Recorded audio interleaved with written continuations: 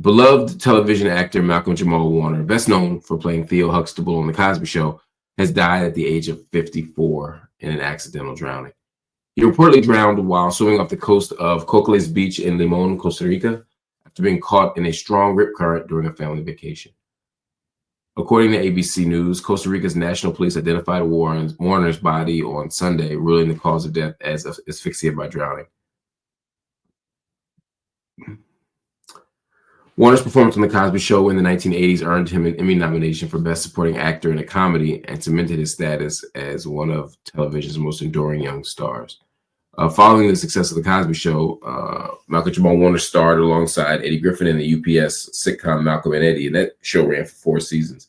He then joined Read Between the Lines on BET and had a recurring role as Sticky on Sons of Anarchy, and most recently, he portrayed Dr. A.J. Austin on Fox's The Resident from 2018 to 2023, and of course, he's also had a recurring role on Suits and some other things. Anyway, that wasn't all him. He had so much more than that. Beyond acting, Warner was a talented director and a musician and a poet, I want to add. He directed episodes of shows like Kenan and Kel, All That, and Malcolm and Eddie.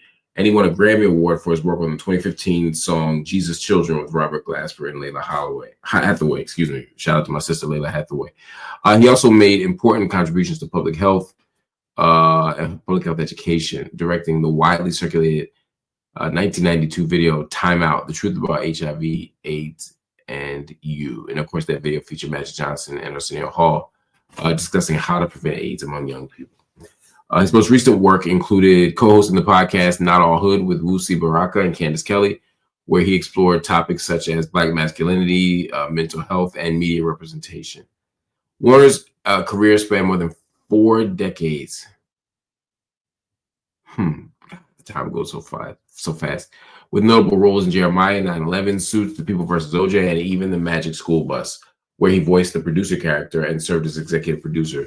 Now, Malcolm is survived by his wife and his daughter, and of course by millions of fans around the world who grew up watching Theo Huxtable, who grew up watching Malcolm-Jamal Warner play Theo Huxtable on television, who had the Gordon Gartrell, who watched him sing Justine, all the things you saw. That's the beauty of Malcolm-Jamal Warner. But he was more than that. He was more than Theo Huxtable. He was an artist. He was a trailblazer. He was the voice of conscience.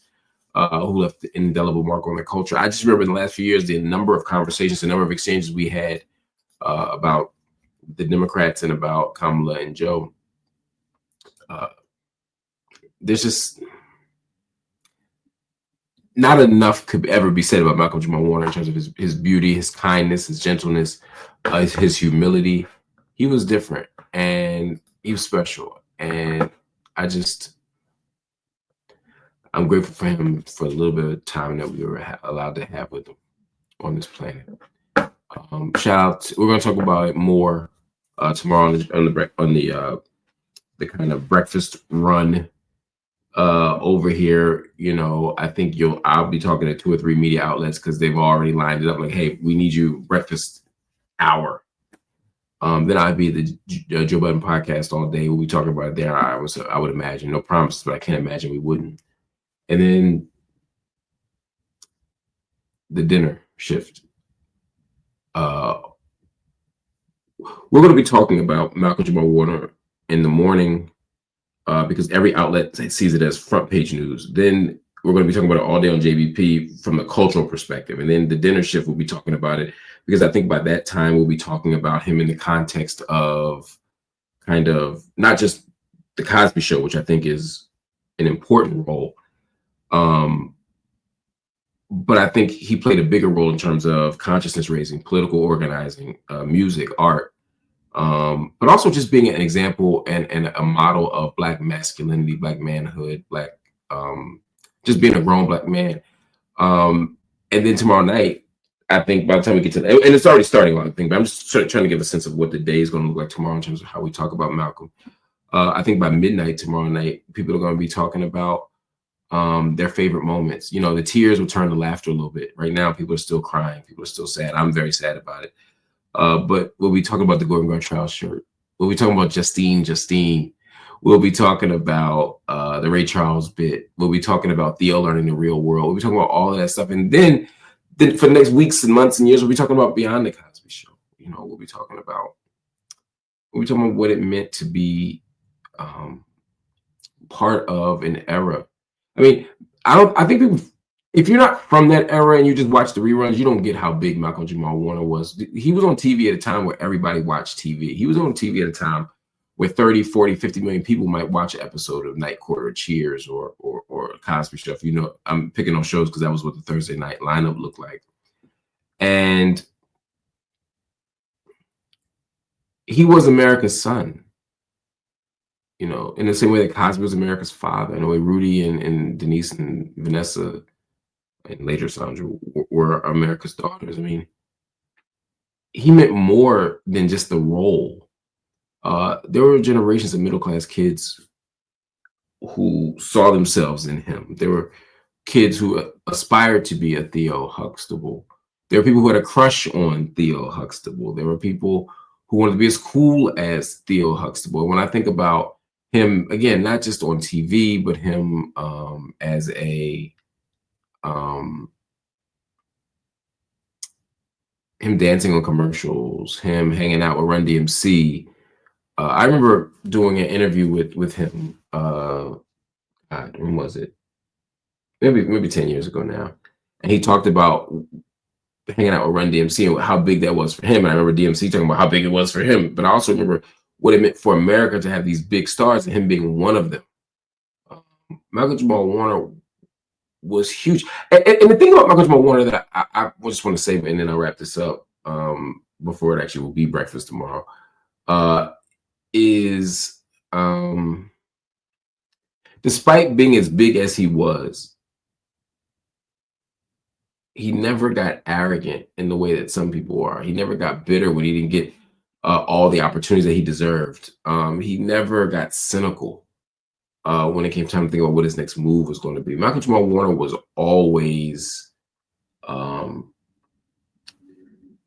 his mom was his manager, and maybe that played a part in it. I don't know, but he was just always very level-headed. He always seemed like he was raised well and loved well. And because of that, he loved well in the world. I have such admiration for him. And so, like I said, tomorrow morning, we'll be talking about the grief. You know, during the day, we'll be talking about, you know, what happened. By the evening, hopefully the pain turns to some joy, or at least some, you know, we'll laugh through the tears.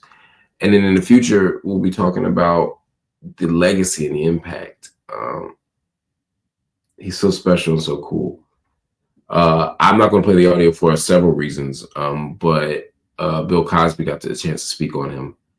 And whatever you think about Bill Cosby, and I think generally the worst about Bill Cosby at this point, there was still something about hearing him talk about the pain of watching that young man pass, someone who was his son on TV. And Felicia Rashad, you know, it was her son on TV. You know, they helped raise that boy.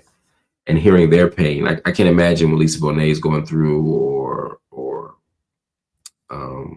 Tempest Bledsoe, you know, or Keisha Knight Pulliam, all of them, you know, the whole cast. I just can't imagine what they're going through.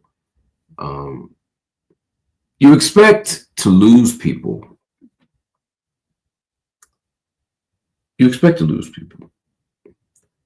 And frankly, if you'd called me today and said that Bill Cosby had died, I would have said, well, he's an elderly man. But when somebody who's only 54 going on 55 passes away, there's something that still feels unnatural about that. And it's not, part of it is I'm at the age now where he and I aren't that far apart, and you know, that make you start thinking about your own mortality.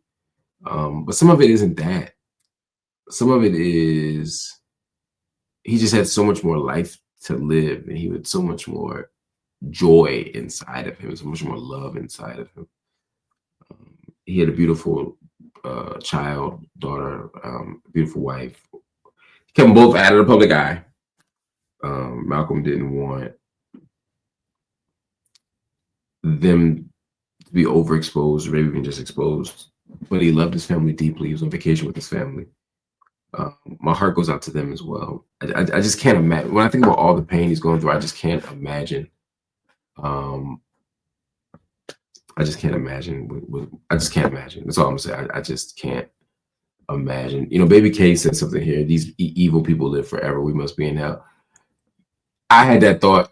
I ain't gonna say exactly what I thought because, you know, it doesn't matter. It's not necessary, not now. But I gotta say, there's a part of me that just is like, in this whole world, there are so many evil people who live to be 100, and such a beautiful spirit like Malcolm-Jamal Warner passes away as a baby in the grand scheme of life, you know.